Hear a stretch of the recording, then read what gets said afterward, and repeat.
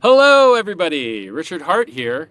Guess who just beat the SEC in court and did not settle and did not have their case dropped? This guy. Me. I did that. And you know why I did that? Well, one, I'm innocent. Two, I've got great lawyers. Three, the government decided to bring a really stupid case against a really honest person. And guess what happened? The judge saw through it and dismissed the case in its entirety, something that almost no other cryptocurrency has ever achieved. And they didn't just charge me. They charged me, Hex, PulseChain, PulseX. They actually charged software as a defendant. Can you imagine that? Can you imagine math that you can run at home and execute on your own, charging it as a defendant? Unbelievable, right? It would set a terrible precedent for all of open source software everywhere, where anybody that ran anything anywhere would somehow encumber the founder and the publisher with some type of liability. Insane. Terrible. And I beat them in court. The case was not dropped. The case was not settled. We beat them in court, and we got something that I hear is better than a judgment with prejudice, and that is a judgment on the merits, in favor of judgment, where it's not a question who the victor was. The victor was me, and PulseChain and PulseX and Hex. But it's a little bit weird to call software code that you could run at the privacy of your own home a victor. But since they were silly enough to charge them as defendants, well, I guess, the judge also had to declare them as victors. Very, very silly. And if you go and read the actual oral arguments in front of the judge, it looks really awesome for the innocent guy, me. It sucks that in this world where you're supposed to be innocent until proven guilty, you have this massive chilling effect against your free speech because there's a team of guys sitting in a room combing through everything you've ever said and anything you're saying and anything that you might say and looking for something to screw you up on. It's happened to President Donald Trump. It's happened to a lot of people in cryptocurrency, sadly. And then it happened to me. But I didn't settle like everyone else. And by the way, a lot of people were filing amicus briefs and people in the industry were helping each other out and, putting up a united fight, a united stand. Nobody in the industry helped me. Not at all. Not a little bit. So we did it on our own, just like we did everything else. The S-load fee got raised. Oh, well, no problem. S-load fee and the transactions are looking nice and affordable on PulseChain. We removed you from the front end. Uniswap had removed Hex from the front end. They have since added it since we won in court. They've added Hex back to the front end on the Ethereum network. And it's like, why would you charge, if not the most honest person in crypto, one of the most honest people in crypto, with lying, and then go through hours and hours and hours and hours and hours of the video and send subpoena and subpoena and subpoena and subpoena the whole universe. And then, when the judge asks you, okay, well, show me the lie, you're just like, I don't know. I don't know where the lie is, Your Honor. It's terrible and costly and silly and a waste of the government's resources. They could have been out there, doing good in the world, getting bad guys, and there's no shortage of bad guys to get. So, moral of the story. If you come at the king, you're going to lose. I've prepared for this my whole life. I did as much research as I could. I researched the law to the best of my ability, and I was right and everyone else was wrong. And that's what's up. So thank you to the Honorable Judge Amon, the federal district judge in the Eastern District of New York, that saw through the lies. And there were a lot of lies, misquotations, just disgusting behavior. Maybe not as disgusting as the debt box case, but pretty disgusting. I mean, they got full sanctions in the debt box case for the number of lies the SEC did, telling lies to the judge in that case. Yeah, I had a remote control hit record. I accidentally stopped it. Rage. Haven't done a video in a while. So what's new?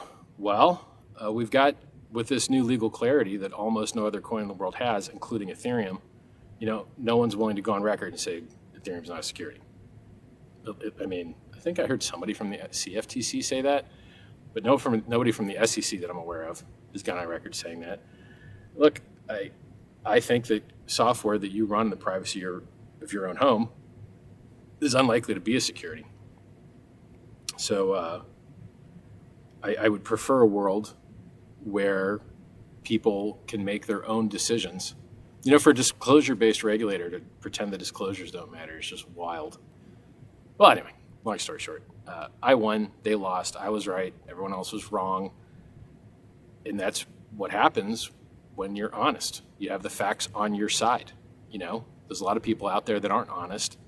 They say a lot of things that aren't true. They mislead you. A lot of people that launch coins suck, and a lot of coins that launch suck, which is why I don't talk about many coins. Very, very few. I don't like to talk about many coins because so many of them are garbage. But that's life. You know, so many outfits that you could wear suck. So many things you could say suck. You really have to curate. You know, that's why DJs exist. They play music that's good. And that's why, you know, you try and follow people that are smart. You try and learn from people that have experience. You know, how many things have we seen fail while Hex has operated flawlessly, PulseChain's operated flawlessly? Tons of things. Billions and billions and billions of dollars lost all over the place by people that think they're better than you. But you didn't lose $1 billion. They did. You know, like there's no like self-awareness in this industry. They don't realize who the good actors are. I'm a good actor, and a lot of other people out there are not. So with this new regulatory certainty, either people are going to work with us, because I mean, what's missing, right? You've got a unique product and a unique feature with time locking and Hex. You've got a faster, cheaper Ethereum in PulseChain that has higher throughput, lower latency, lower fees, and none of the L2 vampires. Hey guys, you tried the L2 thing. It didn't work out, huh? You regret that now, don't you? Yeah. Come to an L1. Come to PulseChain. It's more secure, more composable. It's the idea that they incentivize people to steal brand awareness from Ethereum using L2s and then fracture liquidity and then introduce latency and then introduce massive risk. The majority of these L2s, the vast majority, if they turn off their centralized sequencer, you can't transact anymore. Your money's gone. Bye-bye. Are you in blockchain for trusted counterparty risk? I'm in blockchain for trustlessness. I'm in blockchain for permissionlessness. I'm in blockchain for doing things that make the world a better place. Having to beg someone for your money is the opposite of why the blockchain was invented, and that's all L2s are. 99% of them. Absolutely terrible decision from the Ethereum guys, and their price chart has paid the price for it. You know, it's down over 4 years now. That sucks. It used to be 5K. Now it's, you know, what, 1,400 a few weeks ago. I think 1,800 now. That sucks, man. $1,800 Ethereum sucks, especially when gold's at all-time highs, Bitcoin's nearing all-time highs again. Do I think it'll get back up? Yep, I do, especially if institutions are buying, which they are. You know, how many ETFs are there out there right now? Bitcoin, Ethereum. Those are the two large ones. So if your thesis is that institutions are going to be the guys that are buying, well, it's nice to have an ETF. Now, that being said, Ethereum and Bitcoin did really, really well before they had ETFs, when they had lower market caps, right? So take, for instance, the liquidity that you see in PulseChain, PulseX, Hex. You know, you could get a God candle at any moment. You could get a giant green candle at any moment because it's easier to get them, because it takes less economic energy, because there's less of it for sale. You know, PulseChain has less inflation than both Ethereum and Hex and Bitcoin. But what has even less inflation than PulseChain is PulseX. PulseX has deflation. There's less PulseX now than there's ever been. And for the rest of time, there will always be less PulseX than there's ever been, because it only burns and it can never inflate. And, you know, I think 1.4 trillion of it has been burned so far. That's a lot. And you can, and the Richard Hart Twitter account, you can see a guide on how to go into the Block Explorer and look at the contract and just look at the number of burnt PLSX. And if you click the like GWEI, GWEI checkbox, it'll like remove a bunch of zeros and show you like the PulseX number, because it has a bunch of extra zeros for resolution. It's like how many like when you add a new token, it asks you how many decimals it has. has a lot of decimals. So we got great news. We've got regulatory certainty that almost no other coin has.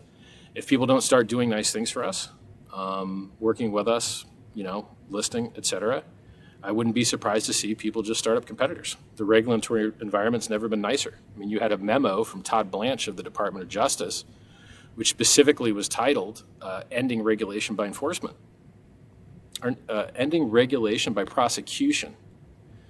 And he said that a lot of people were being prosecuted for things they shouldn't be. It's a really great memo. You should read it. It's by the Deputy Attorney General of the United States, Todd Blanche. I think he's the second in command of the Department of Justice underneath Pam Bondi. It's like, I think it's President Pam Bondi, Todd Blanche. Well, that's about as high up as you're going to get. And, it set regulatory priorities to do things that would help enforce laws and help people, stop getting robbed and a lot of other really good things. Let the SEC do their job. Let law enforcement do its job. Writing regulations is not something that the Department of Justice is supposed to do. The legislative branch is supposed to write laws. The executive branch is supposed to enforce laws. The executive branch is not supposed to write laws. It's checks and balances. Three branches of government: executive, judicial, legislative. And I'm glad. It would be nice if the executive stopped doing a denial of service attack on the judicial by doing less bad things that the judicial had to unwind.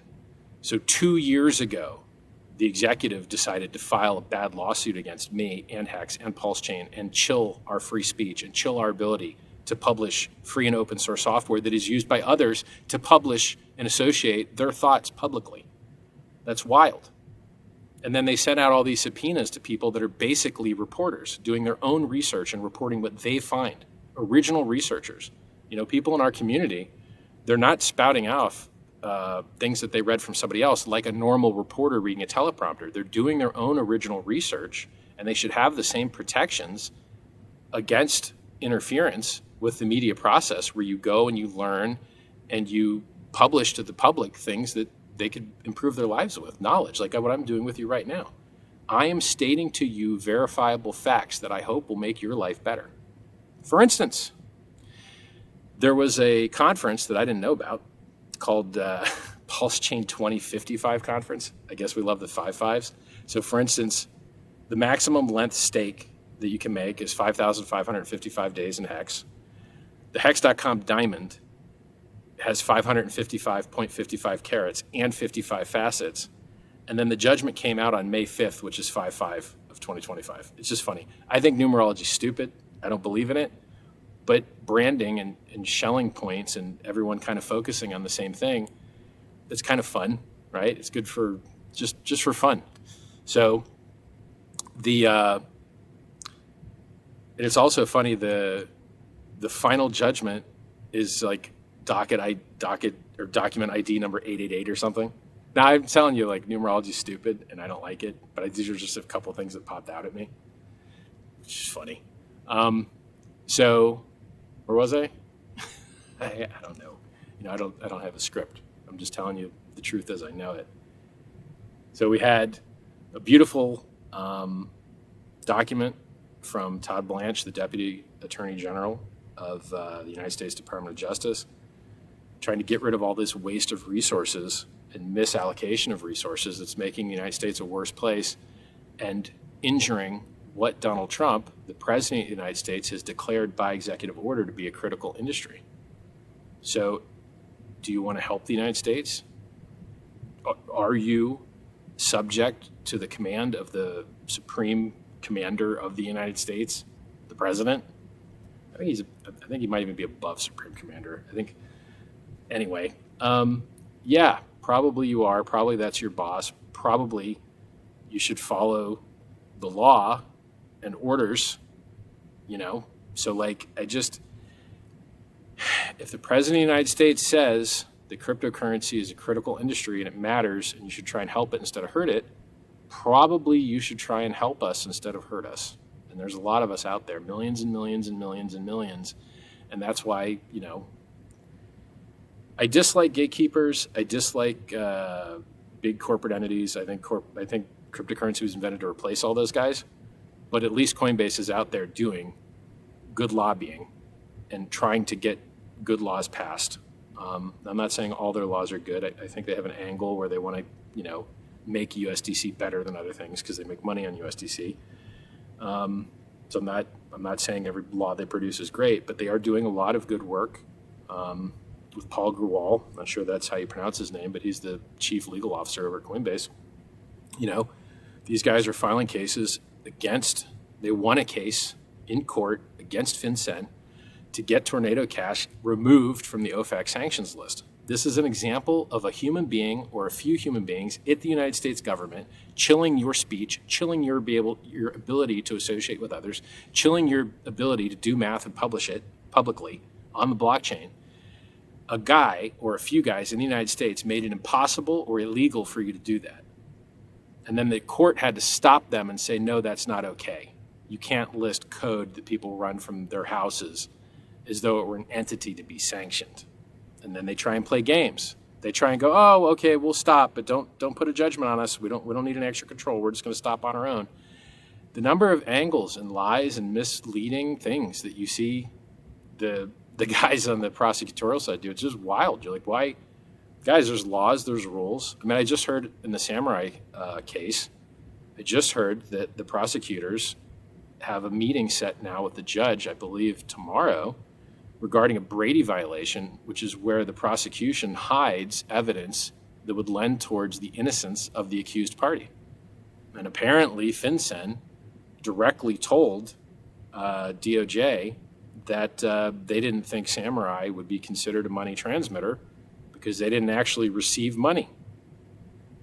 But then DOJ hid that for a couple years from the defense and from the judge, apparently. Go read the docket. Not a lawyer. Go read the docket. Just telling you the news of heard it. Yeah, like why, guys? You have the entire United States funding and machine behind you. Why are you lying and making the government look bad? There's no reason to be doing this lying. It's not necessary or ethical or moral or allowed. And, go look up what happened to the Securities and Exchange Commission in the debt box case where they had to pay the defendant's attorney fees and were sanctioned and then closed the office. The SEC closed the office that was handling that case. They just closed the whole office. Disgusting. So, just for record, I beat the SEC in court. Why? Well, man, go read the judge's ruling, okay? I'm innocent. They said things about me that aren't true. That's not fair. And there's a standard that you have to meet, There's a lot of standards you have to meet. Let's focus on the positive things. Talking about the past and why things sucked, it's not really useful. We won, right? Let's focus on the next thing. I guess I mentioned some of these things because I want the United States to be a good place. And there's a lot of really cool people that live there that I want the best for. And the better the machine works, the better it is for everybody. If you have more guys spending their time screwing up real criminals, doing real evil, and not wasting their time trying to harm the good, honest people, publishing open source software that you can run or not from the comfort of your home, spreading ideas, doing research and publishing it, why would you interfere with that? It's just so wild to me. But the judge saw through it. Hopefully more judges, more places will do the same.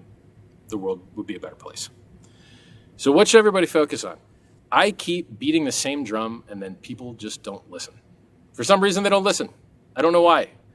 I tell you, what matters is marketing. Ethereum should know that what matters is marketing. The Bitcoin knows is what matters is marketing. You see Bitcoin on television all the time. It's constantly on television. Big ads. Everybody's talking about it all the time, which is why, even though it is ancient technology with very few features that is nearly useless for payments. No, you didn't just say that. Yeah, really, it is nearly useless for payments. You probably don't realize that because you haven't used it in so long. You don't remember how it works. I'll brief you on how it works in a second. Right now, PulseChain has vastly superior features to Bitcoin. Vastly. No comparison. Higher throughput, lower fees, you name it. Like everything you want it to do, it does better, basically. I guess I'm going to actually go through the list. See, to me, I know this stuff so well, I don't want to spend my time going through this list. But for you guys watching at home, you might not know it so well. And also, because the Bitcoin guys have all the money, I don't really want to say bad things about Bitcoin. But I guess I have to, because otherwise, how do you make progress in life?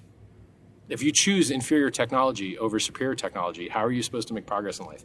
Should we all say great things about cassette tapes because the cassette tape guys have all the money? Yeah, man, cassette tapes are awesome because those guys have all the money. Screw CDs, screw MP3s. No, it's not it's not honest, it's not ethical. Just tell the truth. Bitcoin's price, better than almost any other price in crypto. Started the lowest, went the highest. But when I called the top many, many years ago at 65K, now it's 95K, you're up 50%. After a dip to 14K or 17K, went from 65 to 17. I mean, I don't know, man. Are you able to retire your family and create generational wealth off of a 1.5x? Probably not. So while Bitcoin is great and they've got the most awareness and they've got the most marketing, it is not good technology. Well, should I say it's not good? It is good technology, but it is slow, expensive, and has very few features. And it's bad for the environment. No, you didn't say it was bad for the environment. Yeah, it's bad for the environment. You don't have to nuke the environment to maintain a consensus network. There's tons and tons of networks out there maintaining consensus just fine that aren't nuking the environment. PulseChain is one of them. You don't have to buy a miner from a magical, mystical miner company, of which there's only a few. You don't have to plug it into some giant, massive source of electricity. You don't have to suck the middleman D of the electric company and give them nearly all your profit to go hurt the environment. Oh, but no, we use renewable energy. Yes, I'm glad. Congrats. But even if it didn't hurt the environment, even if it was all renewable, it has a limit. And when you use up the renewable, somebody else can't. Maybe you could have been smelting aluminum, doing whatever else. And then you're also not going to have 100% renewable. And then why do you care to make the electricity company rich anyway, even if it was renewable? And guess what, man? What price do you think they're selling down in order to pay that electricity bill? They're selling coins to pay that electricity bill. Do you like them selling down the price, billions of dollars over a decade, to sell the price down for what? To what end? To enrich a few mining companies and a few electricity companies and a few facilities companies for what? To maintain a consensus network? We have proof of stake that works wonderfully well now. We do not need to blow up the environment or have expensive costs or have centralization in the form of mining networks like this foundry network the United States oftentimes has, I guess, nearly 50% or something, which ain't so great if you're worried about a 51% attack. But hey, man, I hate beating on Bitcoin, but if you don't tell the truth about it, are you really going to have people buying superior tech? Are you? Probably not. So someone has to bite the bullet and tell the truth about this stuff.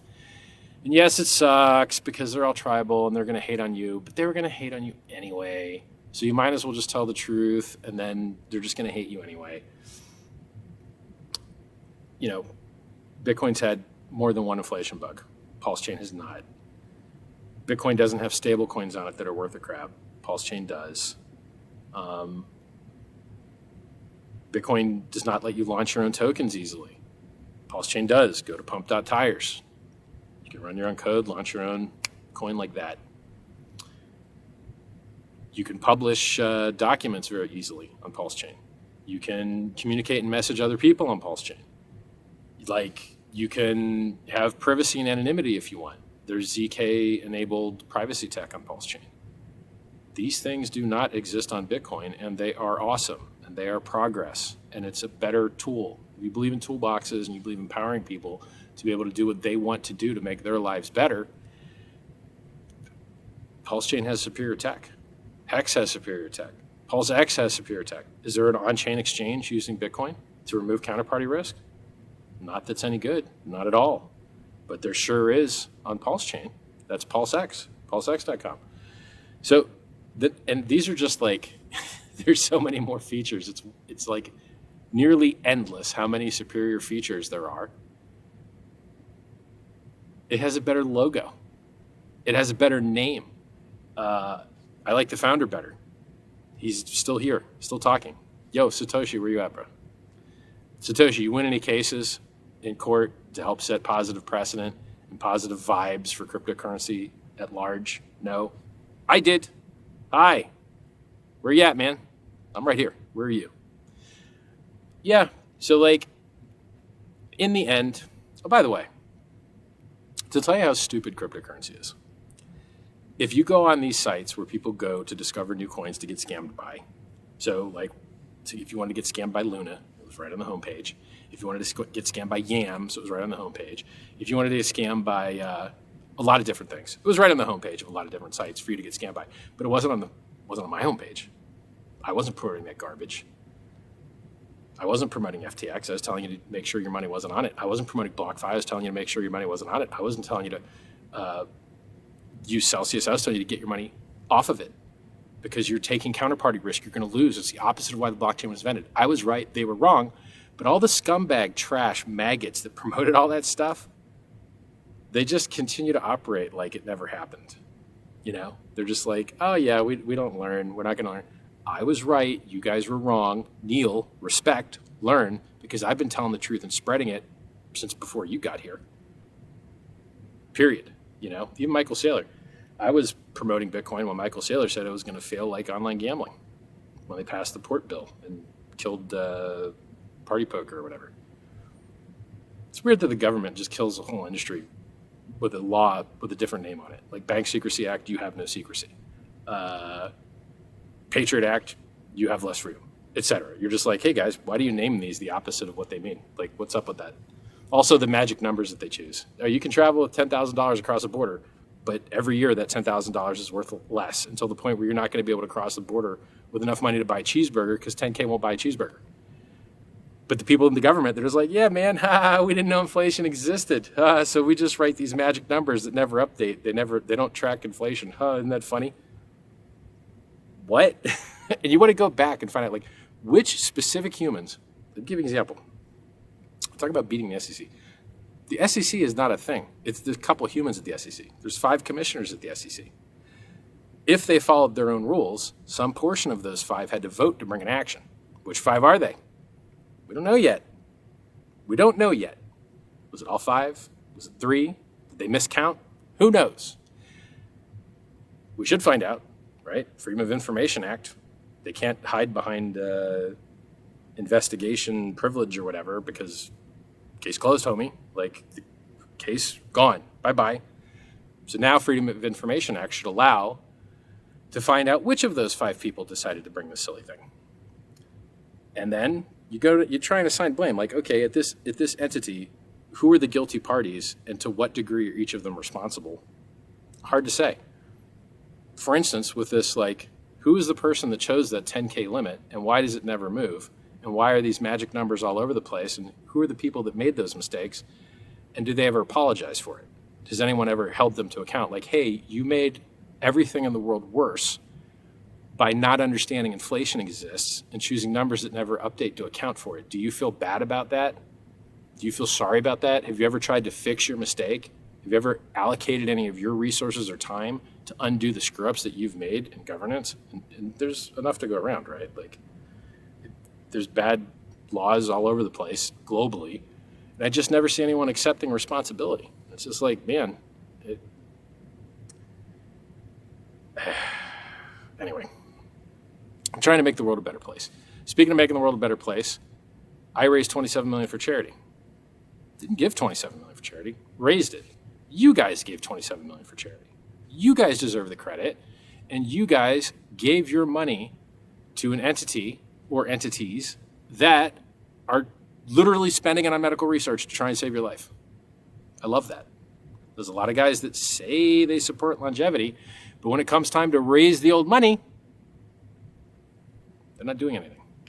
You guys, me, PulseChain, you, together raised $27 million for medical research to save lives. Didn't get any press. One news article. No one saw it. No one cared. Life's not fair. So you know what? You got to. It'll be fair if that research turns out to save some of our lives. That'd be pretty cool. You got to focus on marketing, guys. I can't express it to you enough. If you're not hearing people complain about your ads, no one's probably seeing them, or your message sucks. Because if you're out there advertising a strong message, true message, a wholesome message, the evil, stupid scum of the world will come and yell at you. And I don't think that many people are yelling, because I don't think that many people know you exist. How many people out there know that PulseChain is vastly superior to Bitcoin, has more opportunity, has more features, has better security track record? It's like infinitely superior. How many people know that? Not enough. Not enough. I've been in this industry before it was an industry. I've been in this before Bitcoin had a logo. I've been at this before Bitcoin had fees to transact on its network. I've been at this before you chose seed words to generate a secret phrase. Back when you installed the old Bitcoin wallet, it would just make 100 pairs of addresses and private keys. And if you overwrote it and used more than 100 pairs, it erased the old ones. And you didn't have a backup, you just lost all your money. That's how long I've been at this. So to understand that what we have now is an opportunity vastly superior to what I had when I first got into Bitcoin is amazing. On-chain exchange, ZK, zero knowledge tech, NFTs, communicating, messaging on-chain. Like, bro, we have everything. We have everything. We have so much opportunity. We just need to tell people about it. And it's not a question of people want to participate. We know people want to participate because they buy absolute garbage. They buy absolute garbage. So if you give them the opportunity to buy something that's not garbage, maybe they'll participate. Maybe they'll transact. Maybe they'll associate. Maybe, like, the sky's the limit. You know, this is Turing-complete technology that allows you to program whatever you want. It's a little slow. It's a little expensive. That's the price you pay for true decentralization and immutability and a record of truth. That's the price you pay. And a lot of people want to pay it, you know. I think somewhere within a few months after Hex launched, over 5 years ago, Ethereum was like $88. Yeah, the price is down from $5K, but it ain't $88. It's still $1,800. It's still, you know, an 18 or 20x from then. Well, we're crying with a loaf of bread in our arm, depending on how long you've been at this. So long story short, the news is good. I hope that governments everywhere improve themselves. What more can I do than speak the truth and publish it to you? At great risk to myself, by the way. Look what happened to me personally, because I was willing to make a difference in this world. And look what happens to Donald Trump, and look what happens to Elon Musk, and look what happens to Joe Rogan. If you matter and you're trying to make this world a better place and you're making an impact and people are aware you exist, they're going to hate you. It comes with the game.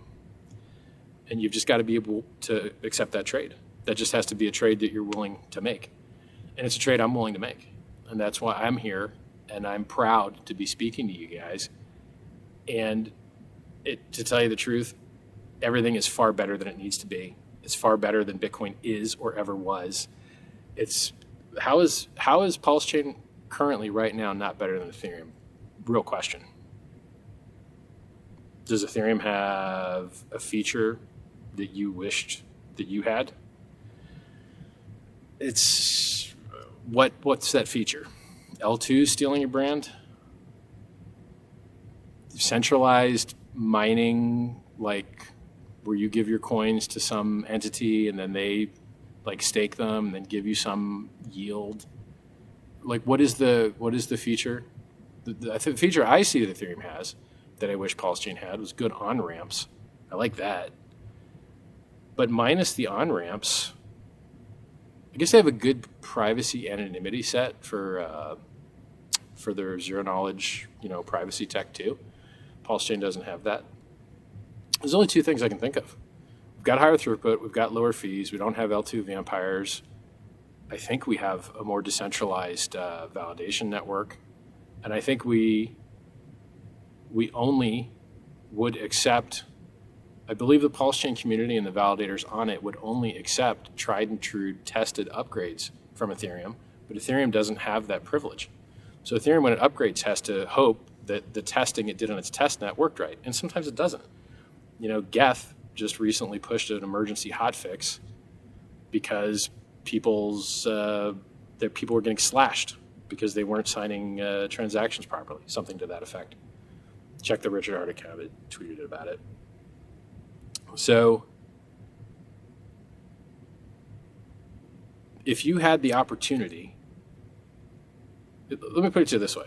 When crypto gets back up and starts making new all-time highs again, what do you think is likely to go up more? PulseChain or Ethereum?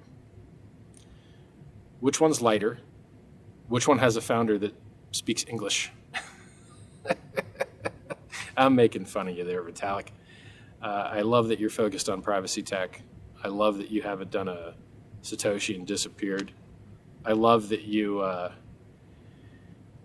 still, battling, and you're still out there working.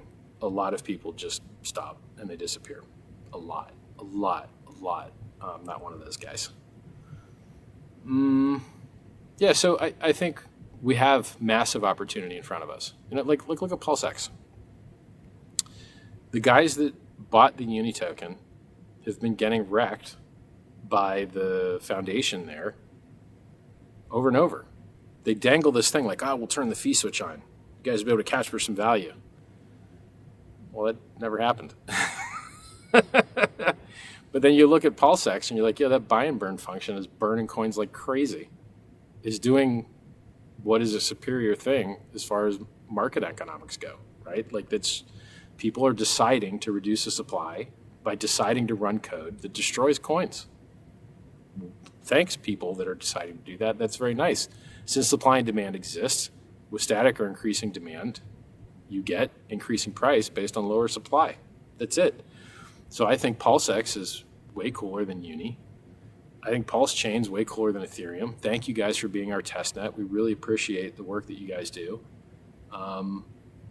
Hopefully, we'll be able to give you guys some things that you can adopt as well if you want. But you ignore a lot of my advice. I told you L2s are stupid. You did it anyway. I told you increasing the S load was stupid. You did it anyway. I don't know, man. There's a little bit of cultural difference, Ethereum's dual wielding vaccines.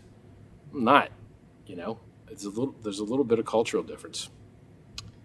I like safe, secure, non-experimental things.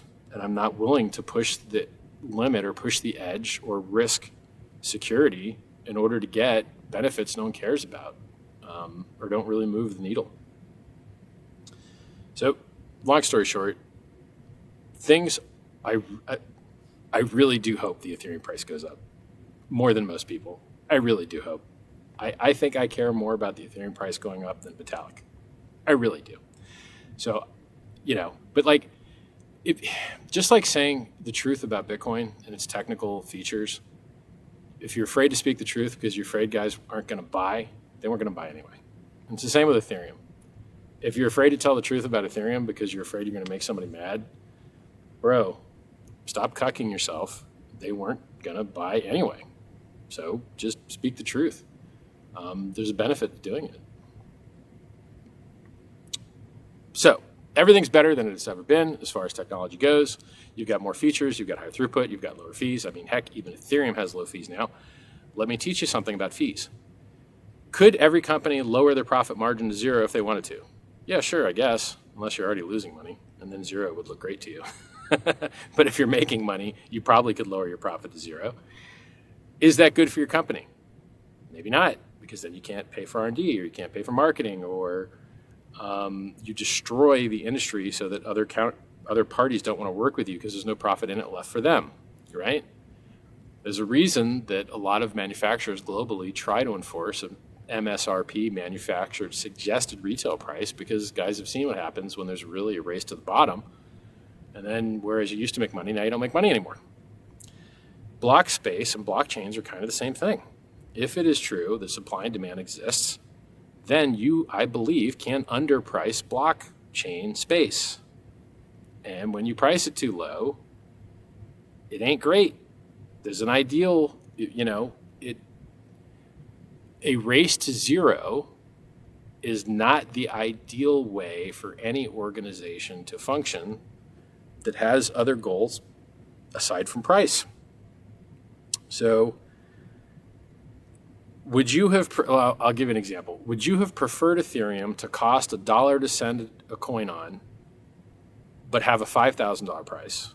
Or would you prefer Ethereum today, where it costs 2 cents to send a coin, but the price is $1,800? Now I'm making an assumption that those two things are directly tied together. That assumption is, specious. I don't even know if that's the right word. It's a big fancy word, $10 word right there. I think they are related. And I think the fees to transact, I think it's a reflective system. If fees to transact go up, people have to buy the coin. If people have to buy the coin, the price goes up. If the price goes up, people like the coin that has the price that goes up. So then they buy it, and then more people need to transact it, and then that moves the prices, and that leaves opportunity for ARB bots, and that leaves opportunity for traders, and people love volatility, and you get this ratcheting magnification effect, which is part of the reason why networks that price all of the other coins that launch in them in the native token have that reflexivity. They all go up together. But if you didn't have that mechanic and you had a token that was successful tied to a stable coin, if that coin became popular, people would have to, this is what happened with Trump coin, by the way. Trump was tied to stable coin on the Solana network. If you wanted to buy Trump, you would take your Solana and trade it for stable, and then the stable would buy the Trump, and you'd get the Trump, and the liquidity pool would get the stable. But in effect, all it did was sell a ton of Solana for stable. So if you tie coins to stables and they become popular on your network and they don't bring new money from the outside in, and they just take the existing guys and get them to buy in, you just basically incentivized a bunch of people to buy stable. And is that why you're in cryptocurrency? To incentivize counterparty risk? Because a stable coin with an admin key that anyone could turn off, not anyone, but an admin or whoever stole his keys from him, could just deactivate your stable or all the stables. That ain't real stable, right? So it's not, the ideal reality for crypto isn't to be sitting in counterparty risk, it's to remove counterparty risk. And yes, we have volatility, but if it's mostly volatility to the upside, man, that's just fabulous, the history of Bitcoin's been mostly go up for 3 years, down for a year, up for 3 years, down for a year. Mostly. It's been mostly up.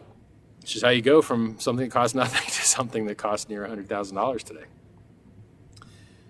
So I see limited value in talking about Ethereum to the Ethereans and talking about Bitcoin to the Bitcoiners, because the real opportunity is in the unwrecked. And the unwrecked are people that hold gold at all-time highs.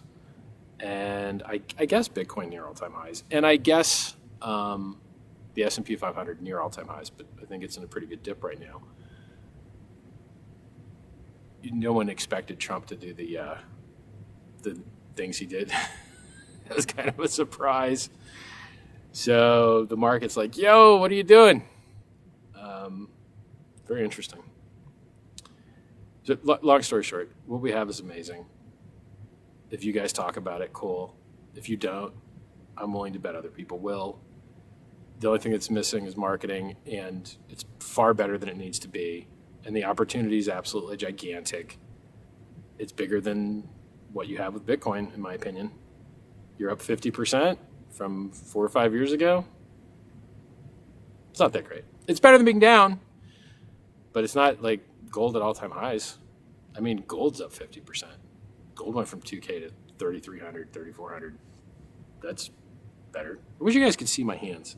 I zoomed in too much. I'm using my hands and you can't see them. Unfortunate. I did this old thing like I used to in my very, very first videos, where I use like a triangular kind of light. Makes like an up arrow. So I was like, up arrow, that would make a cool shape in the iris here. What else? Anything else? Prices, Ethereum, opportunity, regulatory certainty. You can work with us or discover new competitors that are very competitive. Your call, guys. I mean, what's the only thing missing? On-ramp, privacy, anonymity set. Maybe margin, some margin trading thing. Oh, by the way, like so many coins that launch just suck, and it doesn't matter if they're on PulseChain. They probably just suck. But like, it's just so suckville. Which is why I talk about so few things, because almost everything sucks. So I don't want to talk about it, you know?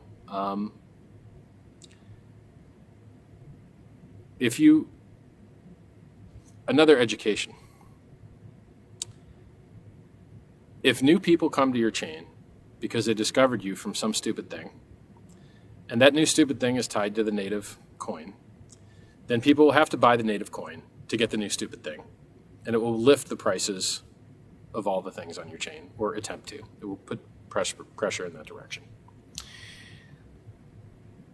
If, however, some stupid thing launches, and new people from the outside aren't coming to buy it, and it's just existing people on the chain already buying the stupid thing, you've got a comparison to make. Who was more likely to have sold those coins and hurt the price? The person that just launched the stupid thing, or the people that were otherwise holding the coins? Now, I haven't done 100% perfect research, or I guess not that much research at all, but my gut feeling is, for some reason, the people that were holding the coins were more likely to keep holding them. That whenever a stupid founder launched some stupid thing and got rich for the first time, it seems like every single time that happens, they nuke the price, and then it sucks for everybody. So like when an exchange online got hacked for $1 billion, and the hackers sold that $1 billion of Ethereum for whatever, that's $1 billion not in the order book waiting to buy. I mean, it's not that simple, but like if a dude sells $1 billion of a thing that you wanted to sell before you sell, the price you're going to get is going to suck. That's what's up. You can't just sell $1 billion of a thing and be like, it's not going to affect me. I'm going to sell after that guy. No, it sucks. Usually, you got to wait a while for other people to buy back up that $1.5 billion or whatever.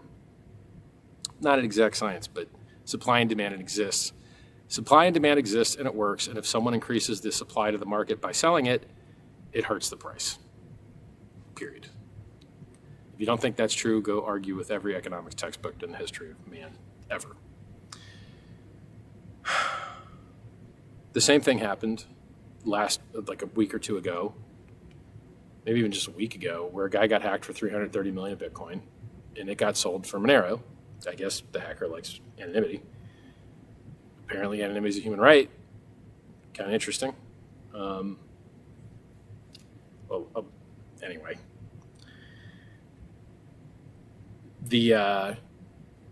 It lifted the price of Monero, like I think it doubled or something. Maybe it went from like 2 to 400. I don't have the chart memorized. And then it dipped, but it didn't dip back to where it started. I think it dipped, retraced like half of it. I'm just like picturing a chart in my head. But I don't remember the prices exactly. I just remember up and then like down half. Retraced half the move. When your coin gets nuked because somebody launched a stupid project and then sold the crap out of it, or it gets nuked because someone got hacked and sold the crap out of it, the price chart and the market and the supply and demand sees those things as the same. It just sees sell. It sees sell pressure. I've occasionally thought of addressing you guys as sell pressure. Hello, sell pressure. How are you today? Whining and crying and complaining while pressing sell? Are you yelling and complaining at people not pressing sell? But I haven't done it. I haven't done it yet. But that's funny. I saw one time a long time ago, I saw a comment that said, beware ever getting a community because they're just a group of people that calls you a scammer anytime the price goes down. I hope our community is better than whatever community that guy was talking about. So, look, long story short, all of you guys could disappear, and this technology is still going to kick ass and be amazing. The only thing that's missing is the marketing, in my opinion. Absolute garbage is being bought by the billion because people heard about it. So, if you guys want to spend your time doing something similar to how I spend my time spreading the good word about free and open source software that could improve the world, there's even a discount for doing it. There's a lot of, having an educational charity that spreads the good word about things that might improve the world is looked upon positively in many jurisdictions. And there's financial incentives, grants, rewards, discounts, tax exemptions, you name it, for charitable things, So if spreading the good word about free and open source software that really could change man's relationship to government, that really could reduce the amount of war in the world, that really could increase efficiency, increase availability, decrease costs, increase features, improve trust. All of these things are what a well-designed and well-used blockchain bring. Now, do a lot of people use it the right way? Absolutely not. A lot of people are very dumb and do very dumb things. But you can't blame the technology for that. A lot of people accidentally shoot themselves. It's not usually the gun's fault. So what else? So I beat the SEC. Opportunity's huge. It's better than it needs to be. All I need is marketing.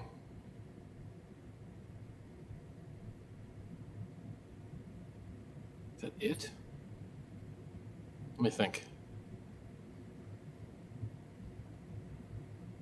Hex, PulseChain, PulseX, pumped out tires.